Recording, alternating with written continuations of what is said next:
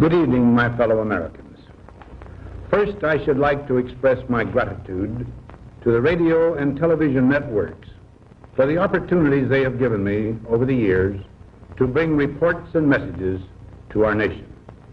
My special thanks go to them for the opportunity of addressing you this evening.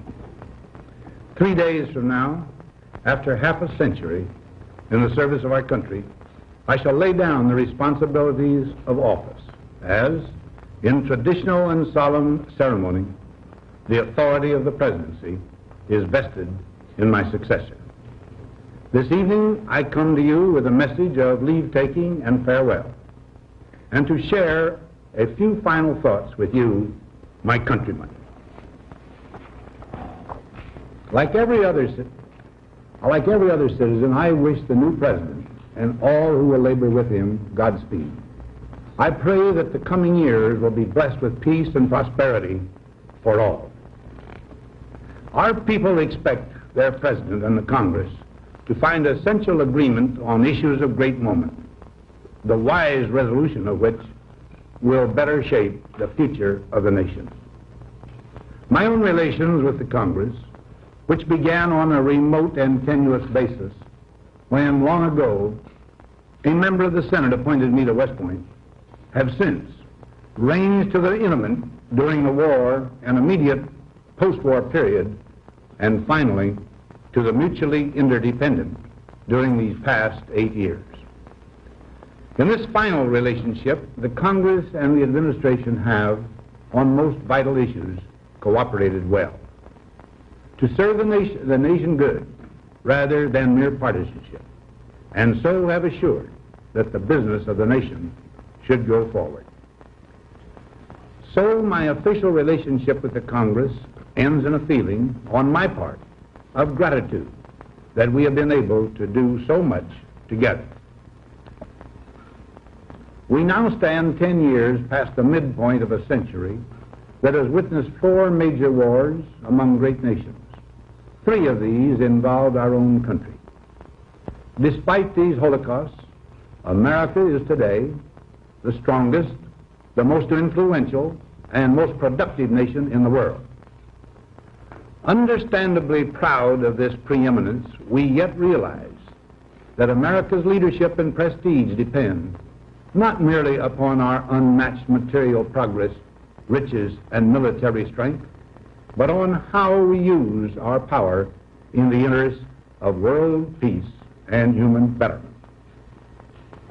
Throughout America's adventure in free government, our basic purposes have been to keep the peace, to foster progress in human achievement, and to enhance liberty, dignity, and integrity among peoples and among nations.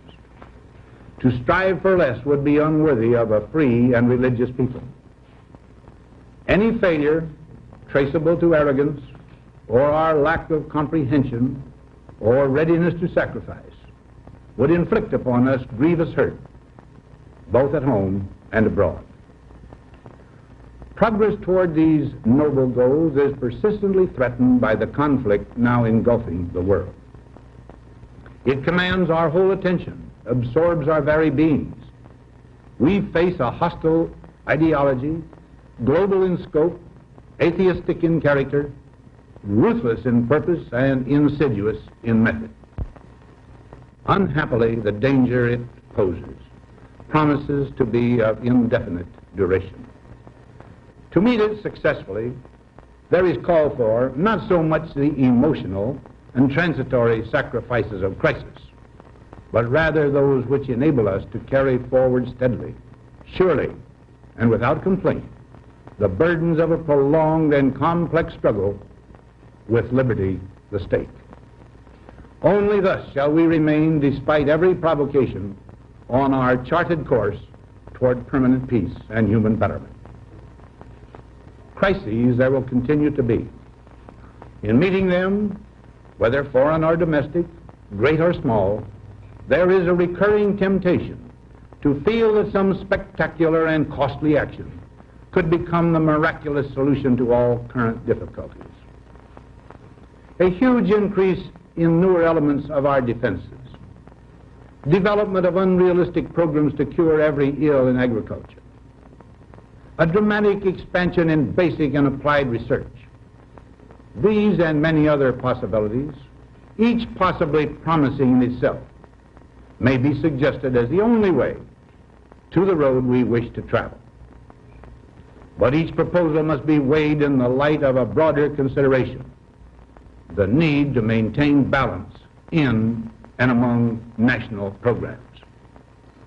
Balance between the private and the public economy. Balance between the cost and hoped-for advantages. Balance between the clearly necessary and the comfortably desirable.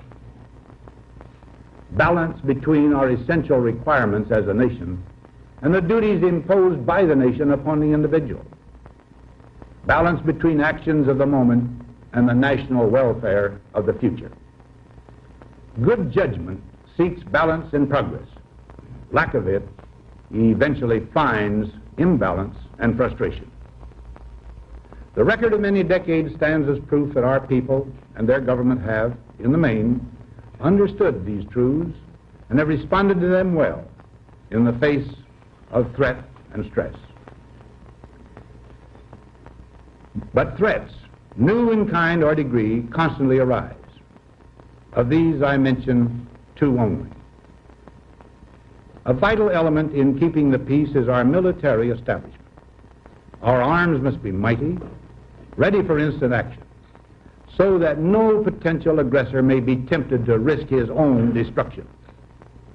Our military organization today bears little relation to that known of any of my predecessors in peacetime, or indeed by the fighting men of World War II or Korea. Until the latest of our world conflicts, the United States had no armaments industry. American makers of plowshares could, with time and as required, make swords as well. But we can no longer risk emergency improvisation of national defense.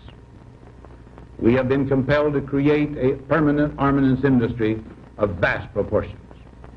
Added to this, 3.5 million men and women are directly engaged in the defense establishment. We annually spend on military security alone more than the net income of all United States corporations. Now, this conjunction of an immense military establishment and a large arms industry is new in the American experience. The total influence, economic, political, even spiritual, is felt in every city, every state house, every office of the federal government. We recognize the imperative need for this development, yet we must not fail to comprehend its grave implications. Our toil, resources, and livelihood are all involved. So is the very structure of our society. In the councils of government, we must guard against the acquisition of unwarranted influence, whether sought or unsought, by the military-industrial complex. The potential for the disastrous rise of misplaced power exists and will persist. We must never let the weight of this combination endanger our liberties or democratic processes.